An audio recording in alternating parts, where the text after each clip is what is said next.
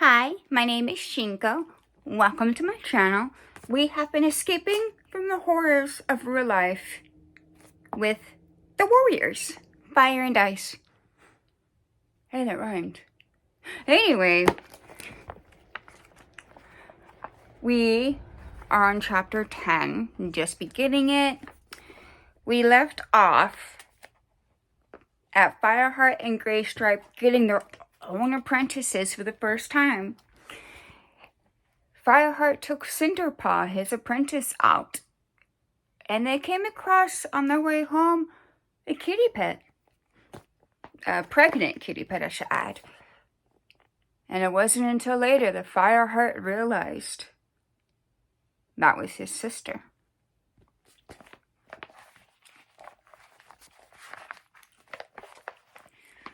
So, we'll get to it. Fireheart woke at dawn with the image of his sister still clear in his mind. He pushed his way out of the den, hoping the routine of the day would distract him. It was another cold, frosty morning. Whitestorm and Longtail were waiting near the camp entrance, preparing to leave on a patrol. Mousefur padded past on her way to join them and greeted Fireheart with a cheery mew. Whitestorm called for Sandpaw, who came racing out of her den just in time to follow the patrol as it pounded out of the camp. It was a scene Fireheart had watched many times, but for once he didn't yearn to join them as they thundered away in the morning fresh forest. He padded across the clearing, wondering if Cinderpaw was awake yet. Brindleface was just squeezing out of the narrow nursery entrance. A speckled kit followed her, then one more. A third kit, pale gray with darker flecks like the other, tumbled out and fell onto the ground. Brindleface picked it up by its scruff and placed it gently back on its paws. The tenderness of Brindleface's action brought Fireheart's dream flooding back. His mother had probably done the same for him. He knew that Brindleface's fourth kit had died soon after it was born, and she seemed to love the remaining three even more fiercely now. Fireheart was overwhelmed by a pang of envy at the thought the other cats here all shared something he had not. They were all clan-born. Fireheart had always been proud of his loyalty to the clan that had taken him in and given him a life he would never have had as a kitty pet. He still felt that loyalty. He would die to protect ThunderClan, but no one in the clan understood or even respected his kitty pet roots. Fireheart felt certain the she-cat he had seen yesterday would. With an ache in his heart, he wondered what memories they might share. Fireheart heard Graystripe's heavy paw steps behind him. He turned to greet his friend, stretching his head to touch Graystripe's nose, and asked, "Could you take Cinderpaw for the day?" Graystripe looked curiously at Fireheart. "Why?" It's nothing important," replied Fireheart as casually as he could. "I just wanted to check out something I saw yesterday. Watch out for Cinderpaw, though. She doesn't listen to orders very well. Don't take your eyes off her, or she'll be charging off in every direction." Graystripe's whiskers twitched with amusement. "She sounds like a pawful. Still, it'll be good for Brackenpaw. He never charges up anywhere without thinking about it carefully first." "Thanks, Graystripe." Fireheart bounded away towards the camp entrance before his friend could remember to ask him where he was going. As the two-lake place came into view through the trees, Fireheart dropped into a crouch. He opened his mouth and breathed in the cold morning air. No sign of a ThunderClan patrol, and no two-lake sense either. He relaxed a little. Slowly, he approached the two-lake fence where he had seen the she-cat disappear. He hesitated at the bottom and looked around, sniffing the air once more. Then he leaped, landing on a fence post in one easy jump. No two lakes to be seen, just an empty garden with its strongly scented plants. Fireheart felt exposed on the post. The branch of a tree hung low overhead. Its leaves had gone, but it would be easier to hide there. Silently, he pulled himself up and lay down to wait, flattening himself against the rough bark. Fireheart could see a swinging flap in the entrance to the two-leg place. He had used one just like it as a kit. He fixed his gaze on the flap, hoping his sister's face would appear at any moment. The sun rose slowly in the morning sky, but Fireheart started to feel cold. The damp branch was drawing the heat from his body.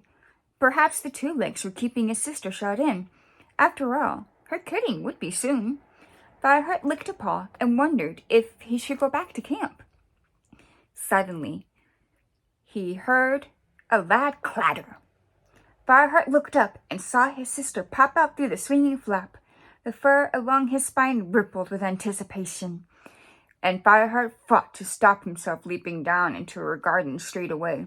He knew he would frighten her, as he had done yesterday. He smelled like a forest cat now, not a friendly kitty pet. Fireheart waited until his sister had reached the end of the grass. Then he crept to the tip of the branch and slipped down onto the fence. Quietly, he jumped into the bushes below.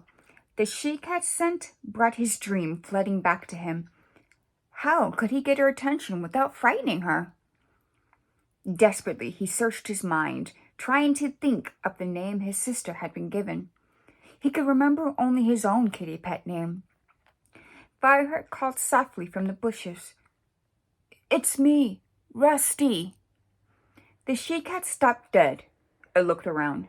Fireheart took a deep breath and crept out from the bushes. The cat's eyes widened in terror.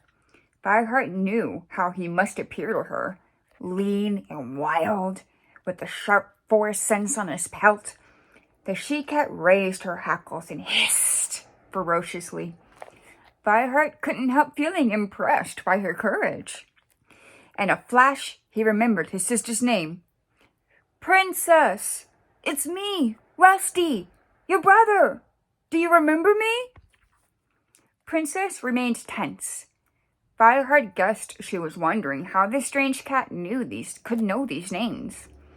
He dropped into a submissive crouch, hope soaring in his chest, as he watched his sister's expression slowly change from fear to curiosity.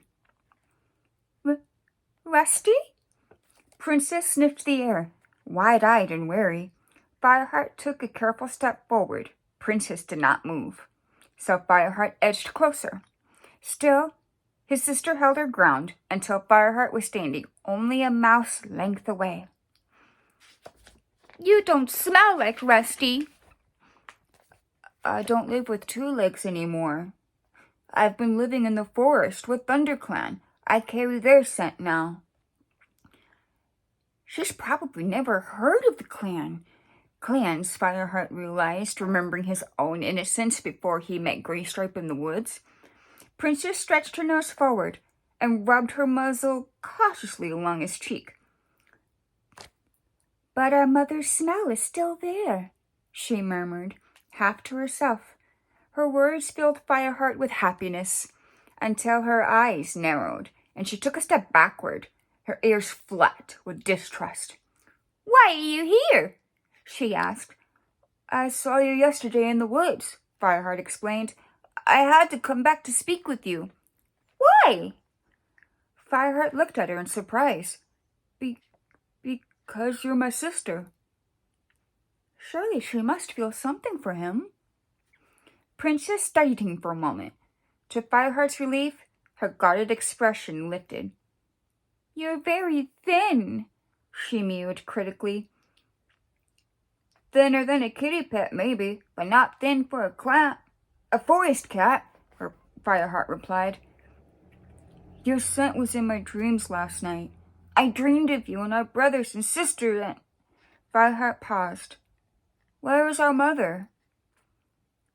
"She's still with her housefolk," answered Princess. "What about..."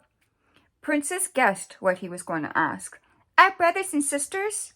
Most of them live near here. I see them in their gardens from time to time."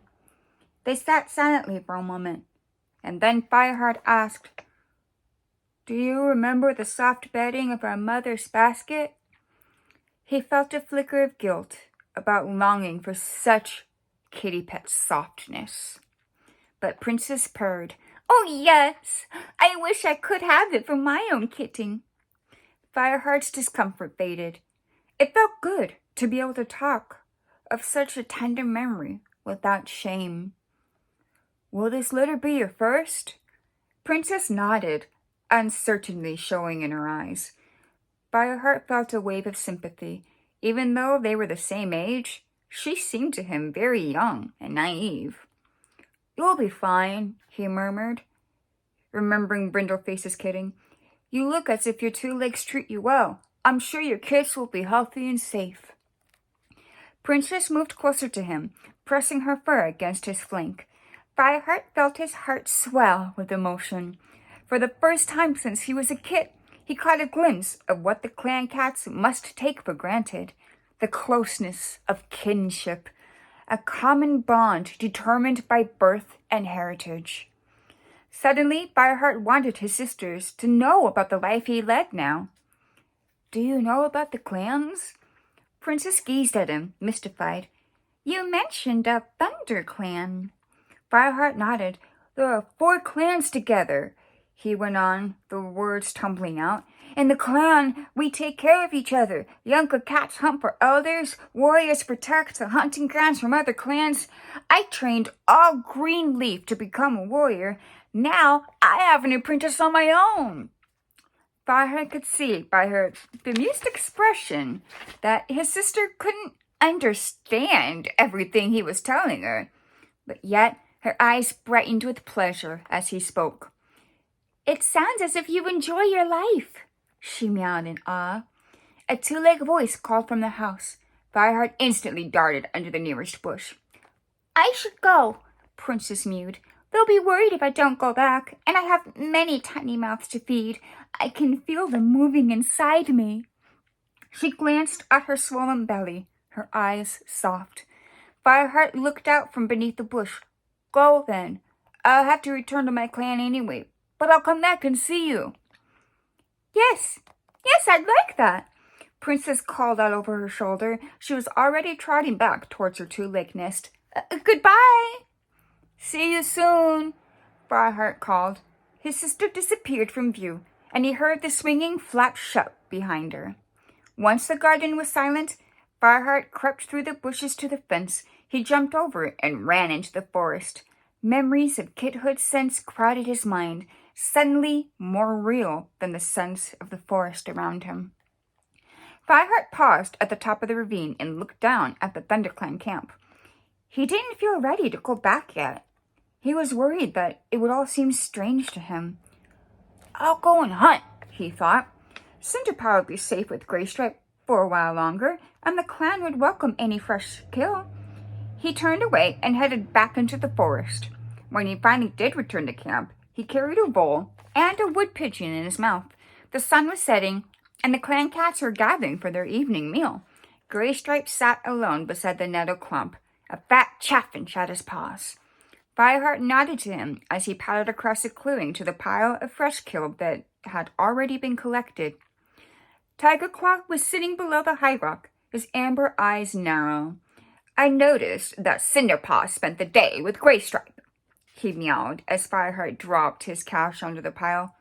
"Where were you?" Fireheart returned Tigerclaw's gaze. "It seemed a good day for hunting. Too good to waste," he replied, his heart thudding in his chest. "The clan needs all the fresh kill it can get at the moment." Tigerclaw nodded, suspicion darkening his eyes. "Yes, but we also need warriors. Cinderpaw's training is your responsibility." "I understand, Tigerclaw," Fireheart meowed. He dipped his head respectfully. "I'll take her out tomorrow." "Good." The deputy turned his head and looked around the camp. Fireheart picked up a mouse and carried it over to eat next to Graystripe. "Find out what you were looking for?" asked Graystripe absently. "Yes." Fireheart felt a pang of sorrow for the pain in his friend's eyes. "Are you thinking about that RiverClan warrior?" "I try not to," answered Graystripe quietly. "It's just when I'm alone. I can't help remembering Barkface's prediction of an unnecessary death and trouble ahead, and..." Here, Fireheart interrupted and pushed his mouse towards Graystripe. That catfish looks like it'll be half feathers. I'm not that hungry. Want to swap? Graystripe shot him a grateful glance, and the two friends exchanged prey and began to eat. As he crunched on the chaffinch, Fireheart scanned the clearing. He could see Sandpaw and Dustpaw outside the apprentice's den. Dustpaw was busy ripping apart a rabbit. Fireheart caught Sandpaw's eyes, but she looked away. Cinderpaw lay beside the old tree stump where he shared many meals as an apprentice. She was chatting enthusiastically to broken Brackenpaw, who nodded from time to time while plucking the feathers from a sparrow. Seeing the two young cats, brother and sister, lying together so at ease, reminded Fireheart once more of Princess, and for the first time, the familiar sights of his clan made Fireheart feel uneasy. He had been careful to lick his sister's smell from his fur before returning to camp, but it was her scent that lingered in his nostrils as the sun disappeared over the distant horizon. He had found the closeness he had missed, but it had given shape to his sense of loneliness that now had lain vague and nameless in his heart. Were the deep-rooted memories he shared with Princess stronger than his loyalty to the clan? Chapter 11. Another day of sunshine, Fireheart purred to Graystripe, feeling his flame-colored pelts glow in the weak morning sun. Thanks to the fine weather, he had visited Princess nearly every day recently, slipping away to see her between patrols, hunting, and training sessions. Now he walked with his friend along the short trail to the sandy hollow where Cinderpaw and Brackenpaw would be waiting. Let's hope it stays clear for the rest of Leaf Bear, Graystripe meowed. Fireheart knew how much his thick-coated friend hated rain. When Graystripe's fur got wet, it clung to him and stayed damp long after Fireheart's shorter fur had dried off. The two warriors arrived at the edge of the hollow just as Cinderpaw pounced on a pile of rusty leaves, sending them flying in all directions. She leaped and twisted to catch one as it fluttered back to the ground. Fireheart and Graystripe glanced at each other, amused. At least Cinderpaw will be warmed up and ready for today's assignment, Graystripe observed. Brackenpaw jumped to his paws and looked up at his mentor, his eyes wide. Good morning, Graystripe, he meowed. What is today's assignment? A hunting mission, Graystripe told him. He padded down into the hollow, followed by Fireheart. Where? Meowed Cinderpaw, dashing towards him. What are we going to catch? We're going to Sunning Rocks, Fireheart replied, suddenly sharing her enthusiasm. And we're going to catch whatever we can. I'd like to catch a vole, declared Cinderpaw. I've never tasted vole. I'm afraid everything we catch today goes straight back to the elders, Graystripe warned. But I'm sure if you asked one of them nicely, they'd be happy to share. Okay, meowed Cinderpaw. Which way is Sunning Rocks? She bounded up one side of the hollow and peered into the forest, her tail sticking straight up. This way, meowed Fireheart, leaping up the opposite side. Okay. Cinderpaw raced down the slope across the hollow and up to Fireheart's side, sending fallen leaves flying everywhere. Graystripe leaped up and caught one as it drifted past his nose. He pinned it to the ground with a purr of satisfaction and saw Brackenpaw staring at him. Never miss a chance to practice your hunting skills, Graystripe told him quickly. The four cats made their way along the familiar scent trails to Sunning Rocks. The sun was above the trees by the time they emerged into the open territory. Ahead of them, a slope of rock rose out of the soft earth, its smooth surface lined with cracks. The cats had to narrow their eyes as they looked at it. After the shade of the woods, the flat rock face reflected the sun with a dazzling glare. This is Sunning Rocks, Fireheart announced, blinking. Come on. It feels nice, meowed Cinderpaw as she raced up the stone slope behind him. Fireheart realized she was right.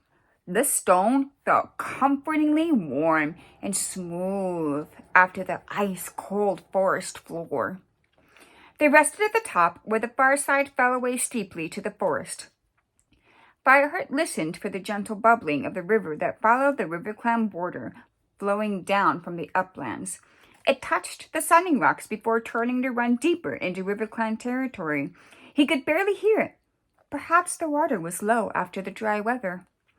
Fireheart stretched out, enjoying the warmth of the rock beneath him and the soft heat of the sun on his pelt. He closed his eyes, feeling proud to be lying here, a place where generations of ThunderClan cats had come to warm themselves, and which they had battled hard to keep. Graystripe joined them. "Come on," he meowed to the two apprentices. "Make the most of the sun while it's here. There are enough cold, damp days ahead of us." The two apprentices lay down beside their mentors and purred as the warmth seeped into their fur. "Is this where Redtail died?" asked Brackenpaw. "Yes," Fireheart answered cautiously. "And where Tigerclaw avenged his death by killing Oakheart?" Cinderpaw piped up. Fireheart's fur prickled as he remembered Ravenpaw's account of the fight, that Redtail had been responsible for Oakheart's death, and then Tigerclaw had killed Redtail, the deputy of his own clan. Fireheart pushed away the disturbing thoughts and replied simply, "This is the place." The two apprentices fell silent and looked down the slope in awe. Suddenly, Fireheart heard a noise. He pricked his ears. "Hush," he hissed. "What can you hear?" The two apprentices strained their ears forward. "I think I could hear some scrabbling," Brackenpaw whispered. "It might be a vole," murmured Graystripe. "Can you tell where it's coming from?" "Over there!" meowed Cinderpaw, leaping to her paws. The scrabbling noise became more furious and then disappeared. "I think it heard you," Fireheart remarked. Cinderpaw looked crestfallen. Brackenpaw purred with amusement at his sister's clumsiness. "Never mind," meowed Graystripe. Now you know that it's better to creep up slowly, especially on voles. They're fast."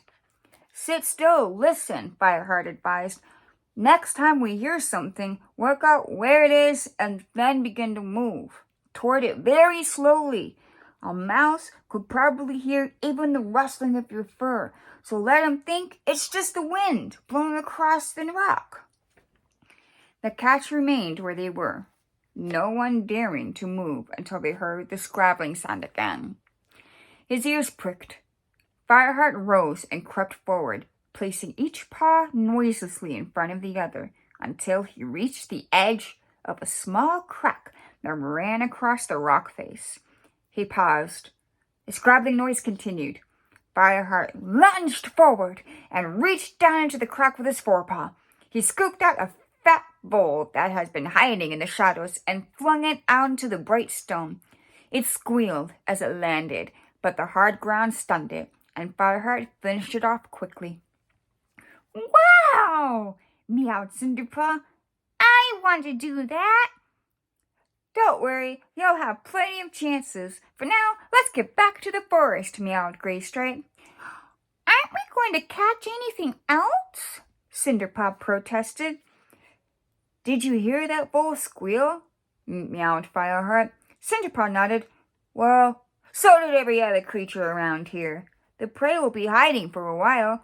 I should have caught it and killed it before it could make a sound." Graystripe's whiskers twitched with amusement.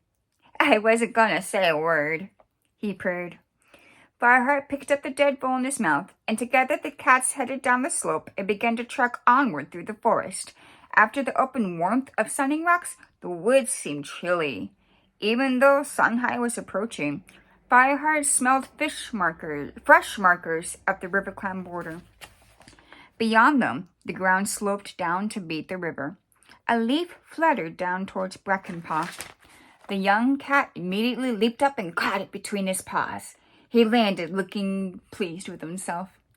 "Well done," called Graystripe. You'll have no trouble with the voles. Brackenpaw looked doubly pleased. Nice catch, Brackenpaw, Cinderpaw mewed. She nudged her brother's shoulder with her nose before returning to stare down the wooded slope. The river's quiet today, Fireheart mumbled through his mouthful of vole. That's because it's frozen, meowed Cinderpaw excitedly. I can see it through the trees. Fireheart dropped the vole. Frozen? Completely? He stared down the wooded slope. The river glittered at the bottom, frosty and still. Could Cinderpaw be right? Fireheart's paws tingled with excitement. He had never seen the river frozen over. Can we have a look? Asked Cinderpaw. Without waiting for an answer, she bounded past the scent markers. Fireheart's excitement turned to panic as he saw the small gray cat disappear into RiverClan territory. He couldn't call after her. He didn't want to alert any RiverClan patrols that might be in the area, but he had to get her back. He left the vole where he dropped it, and it tore after her. Graystripe and Brackenpaw close behind him. They caught up with Cinderpaw at the edge of the river. It was almost totally frozen, apart from a narrow channel of dark water that flowed swiftly between two wide fringes of ice. Fireheart remembered Whiteclaw with a shudder. He was about to suggest they leave when he noticed Graystripe's ears were pricked. Water vole, the gray water hissed. Sure enough, a small vole was scampering along the ice near the bank. Fireheart glanced at Cinderpaw and Brackenpaw, afraid that they might try to catch this tiny piece of prey, but neither apprentice moved. Fireheart felt relieved for a moment, and then his heart lurched as Graystripe dashed out onto the ice at hunting speed. Come back! Fireheart hissed. It was too late. The ice beneath Graystripe's paws gave a terrifying crack and broke. With a startled yowl, Graystripe fell into the water. He paddled madly for a moment before disappearing into the cold, dark depths of the river. Brackenpaw stared in horror. Cinderpaw gave a desperate mew. Fireheart didn't quiet her. He was rigid with fear, staring into the water after his friend. Was Graystripe trapped beneath the ice? Fireheart stepped onto the ice. It felt cold and slippery beneath his paws, impossible to run on. He jumped back onto the bank. Panic gripped him. Then a blaze of relief as a drenched gray head appeared in the water further along.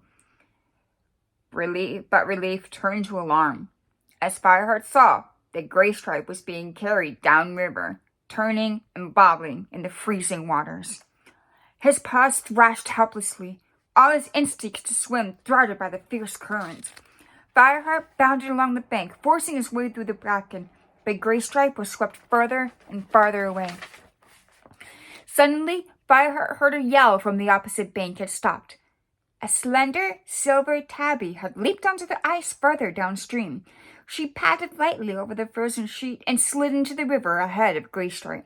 Amazed, Fireheart watched the she-cat swim strongly against the current, holding her position in the icy water with confident, churring paws. As Graystripe was swept past, the tabby grabbed a mouthful of his fur between her teeth. But to Fireheart's horror, Graystripe's weight pulled both cats under. He started running again, his eyes fixed on the river. Where were they? Then a silver-striped head appeared amid the rolling waters, pushing through the waves. The tabby was swimming against the current, dragging Graystripe with her. Fireheart could hardly believe that such a slender cat could swim with such weight. The tabby grabbed the ice on Fireheart's side of the river with her forepaws, her neck craning awkwardly as she held Graystripe between her teeth. Slipping and sliding, she hauled herself out of the river. Graystripe hung limply in the water, twisting and turning as the current dragged at his fur. But the tabby kept a firm grip. Fireheart slid down the bank, raced across the ice, and skidded to a halt beside her. Without a word, he reached forward and took hold of Graystripe in his teeth. Together, the two cats heaved his soaking body out of the water and dragged him to the safety of the riverbank. Fireheart bent over his friend to see if he was breathing. He felt dizzy with relief as he saw Graystripe's slick gray flank rising and falling.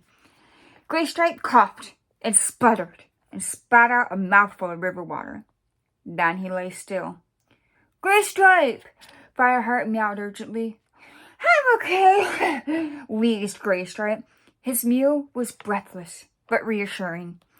Fireheart sighed and sat down. He looked closely at the silver tabby. She carried the scent of RiverClan on her. After seeing her swim, Fireheart wasn't surprised. The tabby returned his gaze coldly, shook herself, and sat down, her sides heaving as she got her breath back. Water streamed from her glossy fur, as if her pelt was made from duck feathers. Graystripe turned his head and looked at his rescuer. Thanks, he croaked. You idiot! She spat, flattening her ears. What are you doing in my territory? Drowning?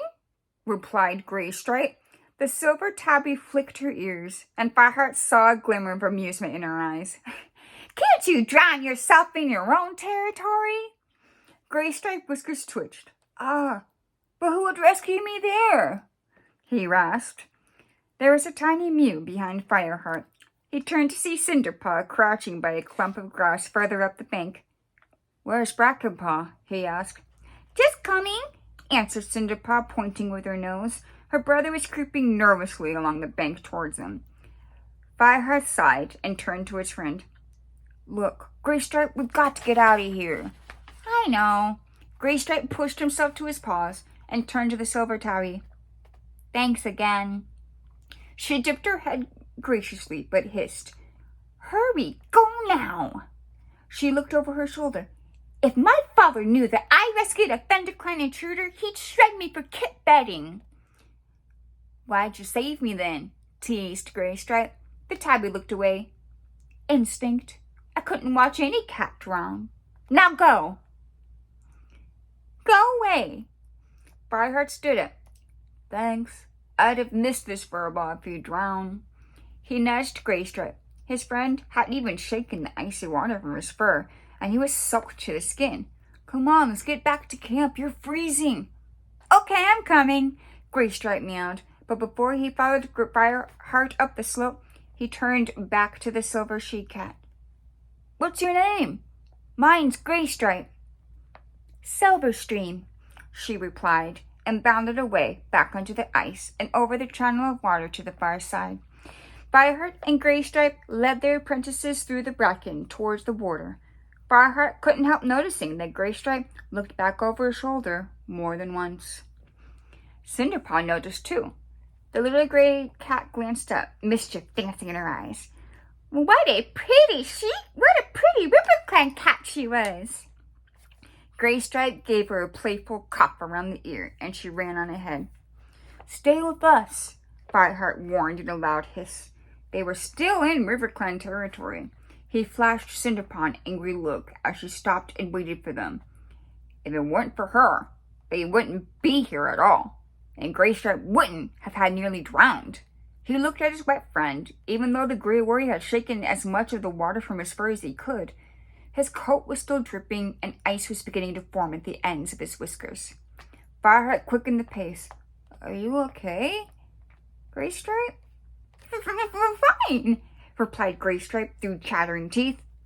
Sorry, meowed Cinderpaw softly as she fell into step behind Fireheart. He sighed. It's not your fault. He felt weighed down with worry. How were they going to explain this to the clan? No fresh kill for the elders. There wasn't time to go back for the wool now. And a sulked Graystripe. Fireheart shuddered as he thought how close he had come to losing his closest friend. Thanks, StarClan, that Silverstream had been there to save him. The stream near the training hollow is still running with water, Brackenpaw meowed thoughtfully from the back.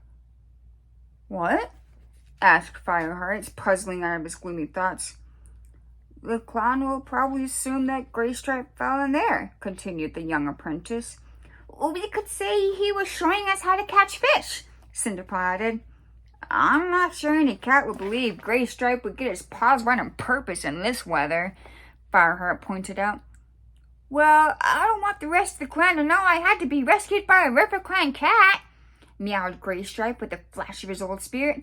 And we can't let them know we were in RiverClan territory again. Fireheart nodded. Come on, he meowed. Let's run the rest of the way. It'll help Graystripe warm up. The cats raced across the River Clan border and past Sunning Rocks. As the sun began to dip behind the trees' tops, they arrived back outside the camp. Graystripe's fur had dried a little, but frozen droplets hung on his whiskers and his tail. Fireheart led the way through the gorse entrance. His heart sank when he saw Tiger Claw sitting in the clearing, watching them. The deputy fixed his sharp eyes on Fireheart. No fresh kill? He growled. I thought you were meant to be teaching these two how to hunt today. You look half drowned. Graystripe, you must have fallen into a river to get that wet. His nostrils flared. He drew himself up to his full height. Don't tell me you've been in River Clan territory again. That ended there. That's the end of chapter 11.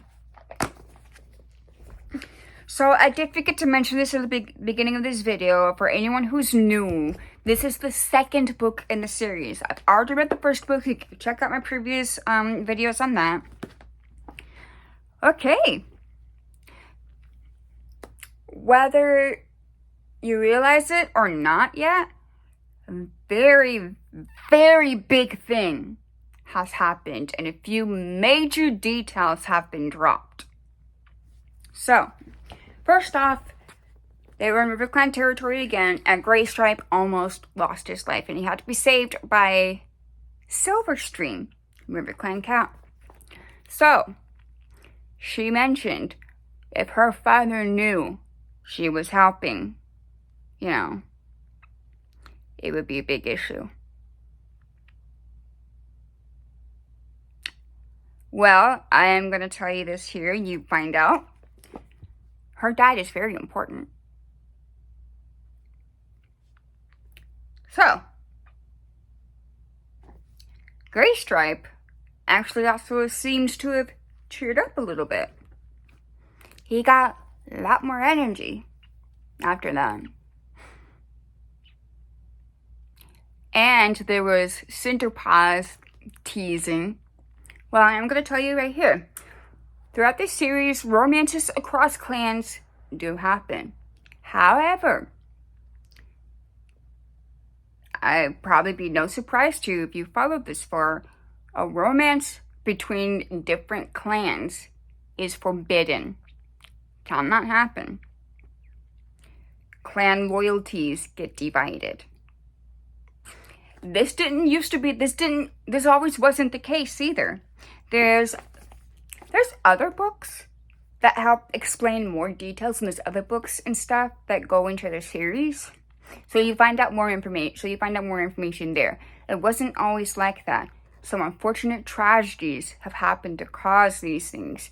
Every warrior code you come across in these books, there is a reason. And the reason it is generally a tragedy has happened to cause them to make a rule like this. So, got that. Fireheart and Princess. What about Fireheart's loyalties to the clan? He's been visiting Princess, his sister, pretty frequently from the sounds of it. If anyone knew, though, his loyalty would be questioned. They scorn the kitty pet life. Clan cats scorn the kitty pet life. So, Fireheart is in a unique position, is in a unique situation. Do you think Fireheart is truly loyal to ThunderClan? Do you think it's going to come up later that maybe he's going to start missing more things from his old life? That nice soft bed, maybe never having to worry about running out of food. Things like that. Do you also think in the future there's going to be more trouble with River Clan, and it's going to be because of Graystripe? No? I don't know. Well, I do know, but not trying to spoil it. I guess we'll find out later. I hope you're having a wonderful day. I do try to upload as regularly as I can. But things happen. So, I'll leave you to this. I hope you have a good day. Be safe out there in this crazy mixed up universe of ours. Bye.